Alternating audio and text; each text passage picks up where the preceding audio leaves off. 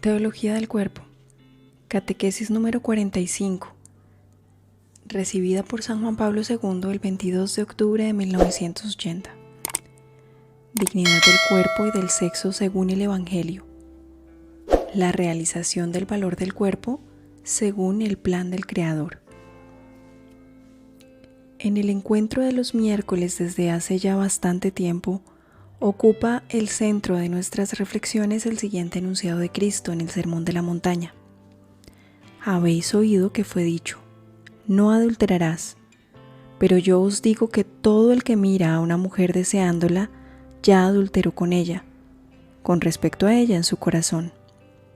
Mateo 5, 27, 28.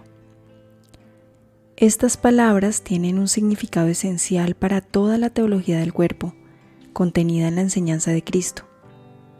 Por tanto, justamente atribuimos gran importancia a su correcta comprensión e interpretación.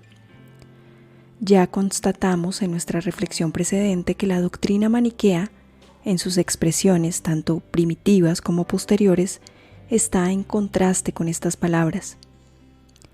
Efectivamente, no es posible encontrar en la frase del Sermón de la Montaña que hemos analizado una condena o una acusación contra el cuerpo.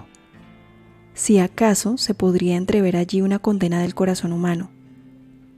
Sin embargo, nuestras reflexiones hechas hasta ahora manifiestan que si las palabras de Mateo 5, 27, 28 contienen una acusación, el objeto de esta es sobre todo el hombre de la concupiscencia.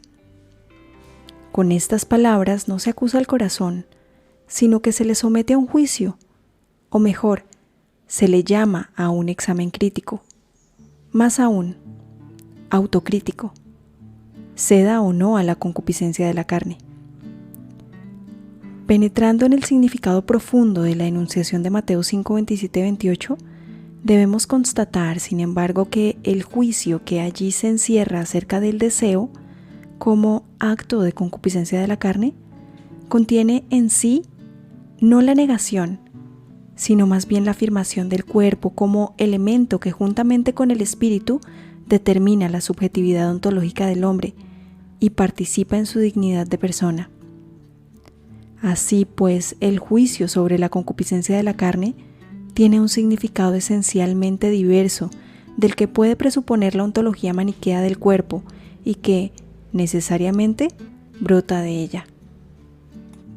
El cuerpo, en su masculinidad y feminidad, está llamado, desde el principio, a convertirse en la manifestación del espíritu. Se convierte también en esa manifestación mediante la unión conyugal del hombre y de la mujer, cuando se unen de manera que forman una sola carne. En otro lugar, confrontemos Mateo 19, 5, 6, Cristo defiende los derechos inviolables de esta unidad, mediante la cual el cuerpo, en su masculinidad y feminidad, asume el valor del signo en algún sentido sacramental, y además, poniendo en guardia contra la concupiscencia de la carne, expresa la misma verdad acerca de la dimensión ontológica del cuerpo y confirma su significado ético, coherente con el conjunto de su enseñanza. Este significado ético nada tiene en común con la condena maniquea y en cambio está profundamente compenetrado del misterio de la redención del cuerpo, del que escribirá San Pablo en la carta de los Romanos. Confrontemos Romanos 8:23. La redención del cuerpo no indica, sin embargo, el mal ontológico como atributo constitutivo del cuerpo humano, sino que señala solamente el estado pecaminoso del hombre, por el que, entre otras cosas, éste ha perdido el sentido límpido del significado esponsal del cuerpo, en el cual se expresa el dominio interior y la libertad del espíritu. Se trata aquí, como ya hemos puesto de relieve anteriormente, de una pérdida parcial, potencial, donde el sentido del significado esponsal del cuerpo se confunde, en cierto modo, con la concupiscencia, y permite fácilmente ser absorbido por ella. La interpretación apropiada de las palabras de Cristo, según Mateo 5, 27, 28, como también la praxis en la que se realizará sucesivamente el etos auténtico del Sermón de la Montaña, deben ser absolutamente liberados de elementos maniqueos en el pensamiento y en la actitud. Una actitud maniquea llevaría a un aniquilamiento, si no real, al menos intencional del cuerpo, a una negación del valor del sexo humano, de la masculinidad y feminidad de la persona humana, o por lo menos solo a la tolerancia en los límites de la necesidad delimitada por la necesidad misma de la procreación. En cambio, basándose en las palabras de Cristo en el Sermón de la Montaña, el etos cristiano se caracteriza por una transformación de la conciencia y de las actitudes de la persona humana, tanto del hombre como de la mujer, capaces de manifestar y de realizar el valor del cuerpo y del sexo, según el designio originario del Creador, puestos al servicio de la comunión de las personas, que es el substrato más profundo de la ética y de la cultura humana. Mientras, para la mentalidad maniquea, el cuerpo y la sexualidad constituyen, por decirlo así, un antivalor. En cambio, para el cristianismo, son siempre un valor no bastante apreciado, como explicaremos mejor más adelante. La segunda actitud indica cuál debe ser la forma del etos, en el que el misterio de la redención del cuerpo se arraiga, por decirlo así, en el suelo histórico del estado pecaminoso del hombre.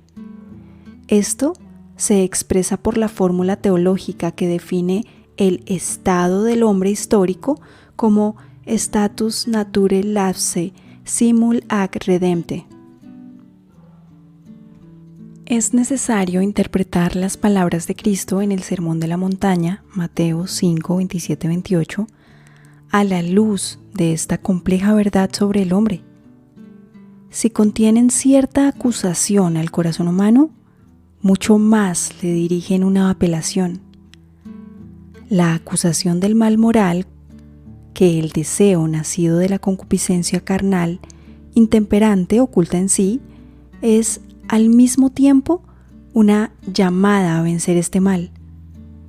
Y si la victoria sobre el mal debe consistir en la separación de él, de aquí las severas palabras en el contexto de Mateo 5, 27, 28, se trata solamente de separarse del mal del acto, en el caso en cuestión del acto interior de la concupiscencia, y en ningún modo de transferir lo negativo de este acto a su objeto.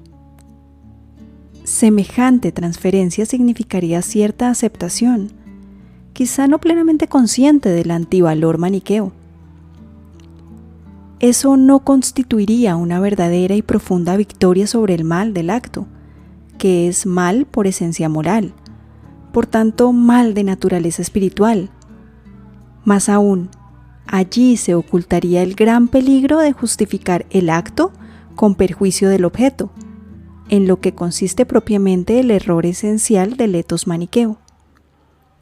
Es evidente que Cristo en Mateo 5, 27, 28 exige separarse del mal de la concupiscencia o de la mirada del deseo desordenado, pero su enunciado no deja suponer en modo alguno que sea un mal el objeto de ese deseo. Esto es, la mujer a la que se mira para desearla. Esta precisión parece faltar a veces en algunos textos sapienciales. Debemos precisar, pues, la diferencia entre la acusación y la apelación, dado que la acusación dirigida al mal de la concupiscencia es al mismo tiempo una apelación a vencerlo.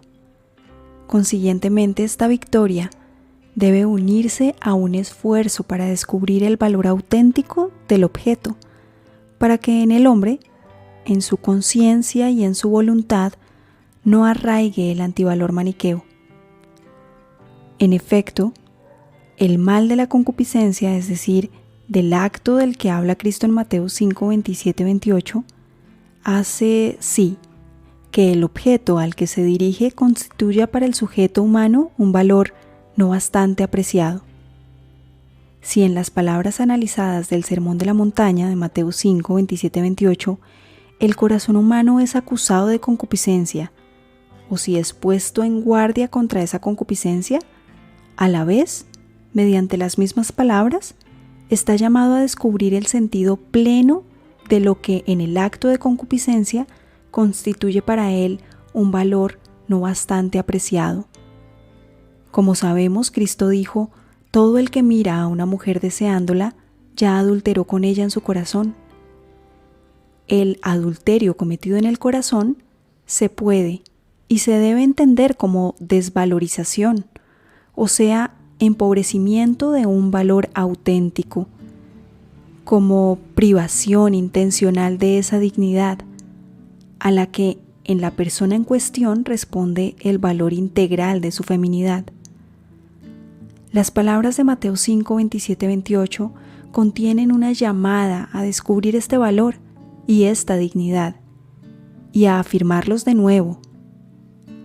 Parece que solo entendiendo así las citadas palabras de Mateo, se respeta su alcance semántico. Para concluir estas concisas consideraciones es necesario constatar una vez más que el modo maniqueo de entender y valorar el cuerpo y la sexualidad del hombre es esencialmente extraño al Evangelio, no conforme con el significado exacto de las palabras del Sermón de la Montaña, pronunciadas por Cristo. La llamada a dominar la concupiscencia de la carne brota precisamente de la afirmación de la dignidad personal del cuerpo y del sexo, y sirve únicamente a esta dignidad. Cometería un error esencial aquel que quisiese sacar de estas palabras una perspectiva maniquea. Hasta aquí la catequesis 45 de la teología del cuerpo. La realización del valor del cuerpo según el plan del Creador. Dignidad del cuerpo y del sexo según el Evangelio. Recibida por San Juan Pablo II el 22 de octubre de 1980.